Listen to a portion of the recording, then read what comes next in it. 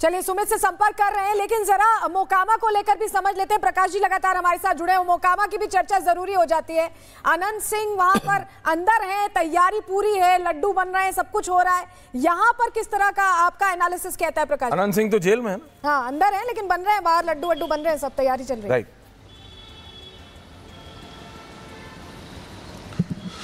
जहां तक अनंत सिंह की बात है तो वहां पर जो मोकामा जो है टाल एरिया है और पिछले 45 साल से वहां पर बाहुबलियों का वर्चस्व रहा है और रॉबिनहुड कल्चर वहां एग्जिस्ट कर।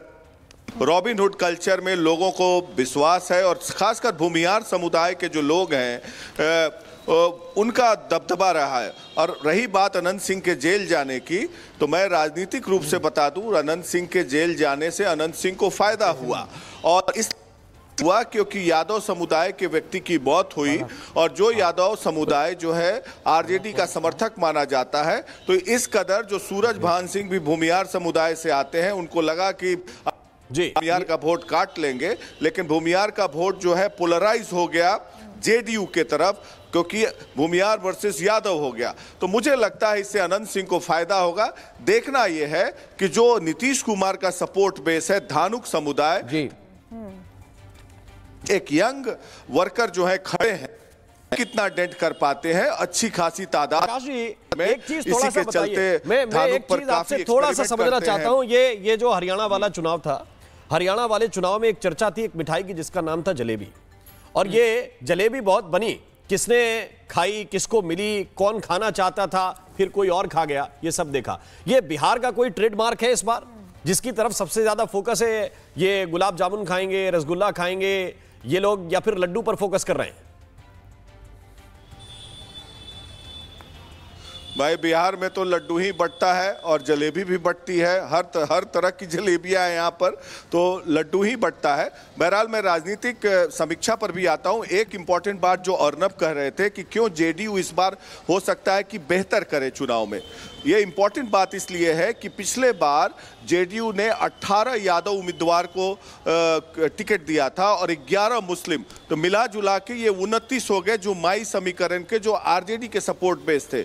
इस बार जेडीयू ने क्या किया, टैक्टिकल डिसीजन लिया, केवल 4 मुसलमान को दिया और 4 यादवों को दिया और बाकी बचे 21 को अपने जो आधार वोट है नॉन यादव ओबीसी मतलब ईबीसी को दिया। तो वो हो सकता है कि एक सिग्निफिकेंट गेम चेंजर हो सकता है। पहले नीतीश कुमार का रहता है कि सोशलिस्ट लीडर हैं, हर समुदाय के लोगों को रिप्रेजेंटेशन देना, जैसा कि बीजेपी करती है, एक भी मुसलमान को टिकट नहीं देती है क्योंकि मुसलमान वोट नहीं देते, और क्यों दे वो भाई जब वोट ही नहीं देते हो। तो इस बार जेडीयू ने भी वही फॉर्मूला अपनाया और हो सकता है कि वो गेम चेंजर हो और जेडीयू को की सीटों में बढ़ोतरी हो। देखते हैं अगले अब कुछ ही मिनटों में प्रकाश बाबू, अगले कुछ ही मिनटों में होगा। पलक भी हमारे साथ है। पलक कहां हैं आप, बताएं। ओवर टू यू पलक।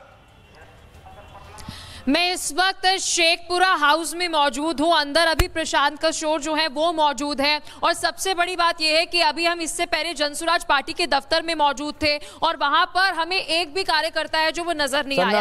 अगर डोज की बात करें, डोज क्लोज थे, अंदर भी हमने देखा कोई शख्स वहां पर नजर नहीं आया। तो स्पष्ट तौर पर वहां पर एक तस्वीर ये नजर आई कि एग्जिट पोल में जो 0 से 4 तक की सीटें बताई जा रही है प्रशांत किशोर की, तो ये लगभग तय है कि प्रशांत किशोर को खुद ऐसा लग रहा है कि इस बार जो वोट जो है उनकी पार्टी को पड़े नहीं है। फिर उसके बाद अलग अलग जब हम जिलों में गए, डिस्ट्रिक्ट में गए, वहां पर कोई भी प्रशांत किशोर का नाम तक नहीं जानता था। जबरदस्त मोदी लहर वहां पर नजर आई, जीविका दीदी की वहां पर लोग जो है वो बात कर रहे थे, फ्री राशन की वहां पर बात कर रहे थे। तो जो सेंट्रल स्कीम्स है वो अभी गांव देहात जो इलाका है वहां पर भी हम बताएं तो जरूर जो है वहां पर उसका एक असर जो है वो नजर आ रहा है। यानी राज्य सरकार और वही सेंट्रल स्कीम्स जो है उसका बहुत बड़ा असर जो है वो नजर आया। प्रशांत किशोर की अगर हम बात करें, वो खूब चर्चा में तो इस चुनाव प्रचार के दौरान रहे हैं, लेकिन वही दूसरी तरफ उनके जनाधार की बात करें तो वह स्पष्ट तौर पर ग्राउंड रियलिटी जो है, ग्राउंड जीरो पर अगर हम बात करें, जब हमने अलग अलग विधानसभा बिल्कुल पलक, अलग अलग राम मृदुल सलोनी वापस आ रहे हैं एक छोटे से ब्रेक के बाद, after very very short break.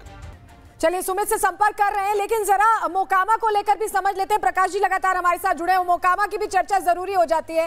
Anant Singh वहां पर अंदर हैं, तैयारी पूरी है, लड्डू बन रहे हैं, सब कुछ हो रहा है। यहाँ पर किस तरह का आपका एनालिसिस कहता है प्रकाश? अनंत सिंह तो जेल में है। हाँ अंदर है, लेकिन बन रहे हैं बाहर, लड्डू वड्डू बन रहे हैं, सब तैयारी चल रही है।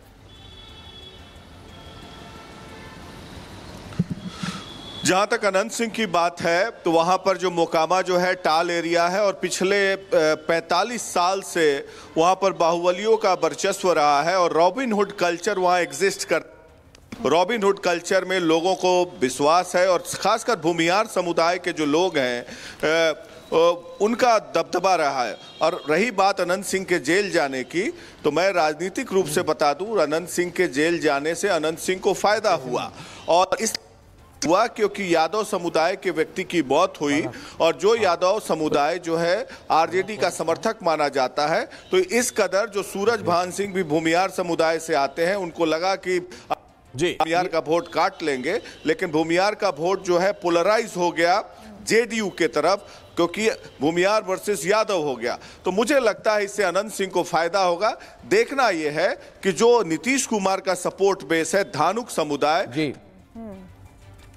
एक यंग वर्कर जो है खड़े हैं, कितना डेंट कर पाते हैं, अच्छी खासी तादाद में। एक चीज थोड़ा सा बताइए, मैं एक चीज आपसे थोड़ा सा समझना चाहता हूं। ये जो हरियाणा वाला चुनाव था, हरियाणा वाले चुनाव में एक चर्चा थी एक मिठाई की जिसका नाम था जलेबी, और ये जलेबी बहुत बनी, किसने खाई, किसको मिली, कौन खाना चाहता था, फिर कोई और खा गया, ये सब देखा। ये बिहार का कोई ट्रेडमार्क है इस बार जिसकी तरफ सबसे ज्यादा फोकस है? ये गुलाब जामुन खाएंगे, रसगुल्ला खाएंगे ये लोग, या फिर लड्डू पर फोकस कर रहे हैं? भाई बिहार में तो लड्डू ही बटता है और जलेबी भी बटती है, हर तरह की जलेबियां हैं यहाँ पर, तो लड्डू ही बटता है। बहरहाल मैं राजनीतिक समीक्षा पर भी आता हूँ। एक इंपॉर्टेंट बात जो अर्नब कह रहे थे कि क्यों जेडीयू इस बार हो सकता है कि बेहतर करे चुनाव में, ये इंपॉर्टेंट बात इसलिए है कि पिछले बार जेडीयू ने 18 यादव उम्मीदवार को टिकट दिया था और 11 मुस्लिम, तो मिला जुला के ये 29 हो गए जो माई समीकरण के जो आरजेडी के सपोर्ट बेस थे। इस बार जेडीयू ने क्या किया, टैक्टिकल डिसीजन लिया, केवल 4 मुसलमान को दिया और 4 यादवों को दिया और बाकी बचे 21 को अपने जो आधार वोट है नॉन यादव ओबीसी मतलब ईबीसी को दिया। तो वो हो सकता है कि एक सिग्निफिकेंट गेम चेंजर हो सकता है। पहले नीतीश कुमार का रहता है कि सोशलिस्ट लीडर हैं, हर समुदाय के लोगों को रिप्रेजेंटेशन देना, जैसा कि बीजेपी करती है, एक भी मुसलमान को टिकट नहीं देती है क्योंकि मुसलमान वोट नहीं देते, और क्यों दे वो भाई जब वोट ही नहीं देते हो। तो इस बार जेडीयू ने भी वही फॉर्मूला अपनाया और हो सकता है कि वो गेम चेंजर हो और जेडीयू को की सीटों में बढ़ोतरी हो। देखते हैं अगले अब कुछ ही मिनटों में प्रकाश बाबू, अगले कुछ ही मिनटों में होगा। पलक भी हमारे साथ है। पलक, कहां हैं आप, बताएं। ओवर टू यू पलक। मैं इस वक्त शेखपुरा हाउस में मौजूद हूं। अंदर अभी प्रशांत किशोर जो है वो मौजूद है और सबसे बड़ी बात यह है कि अभी हम इससे पहले जनसुराज पार्टी के दफ्तर में मौजूद थे और वहां पर हमें एक भी कार्यकर्ता है जो वो नजर नहीं आया। अगर डोर्स की बात करें, डोर्स क्लोज थे, अंदर भी हमने देखा कोई शख्स वहां पर नजर नहीं आया। तो स्पष्ट तौर पर वहां पर एक तस्वीर ये नजर आई कि एग्जिट पोल में जो 0 से 4 तक की सीटें बताई जा रही है प्रशांत किशोर की, तो ये लगभग तय है कि प्रशांत किशोर को खुद ऐसा लग रहा है कि इस बार जो वोट जो है उनकी पार्टी को पड़े नहीं है। फिर उसके बाद अलग अलग जब हम जिलों में गए, डिस्ट्रिक्ट में गए, वहां पर कोई भी प्रशांत किशोर का नाम तक नहीं जानता था। जबरदस्त मोदी लहर वहां पर नजर आई, जीविका दीदी की वहां पर लोग जो है वो बात कर रहे थे, फ्री राशन की वहां पर बात कर रहे थे। तो जो सेंट्रल स्कीम्स है वो अभी गांव देहात जो इलाका है वहां पर भी हम बताएं तो जरूर जो है वहां पर उसका एक असर जो है वो नजर आ रहा है। यानी राज्य सरकार और वही सेंट्रल स्कीम्स जो है उसका बहुत बड़ा असर जो है वो नजर आया। प्रशांत किशोर की अगर हम बात करें, वो खूब चर्चा में तो इस चुनाव प्रचार के दौरान रहे हैं, लेकिन वही दूसरी तरफ उनके जनाधार की बात करें तो वह स्पष्ट तौर पर ग्राउंड रियलिटी जो है, ग्राउंड जीरो पर अगर हम बात करें, जब हमने अलग अलग विधानसभा बिल्कुल पलक, अलग अलग राम मृदुल सलोनी वापस आ रहे हैं एक छोटे से ब्रेक के बाद, after very very short break.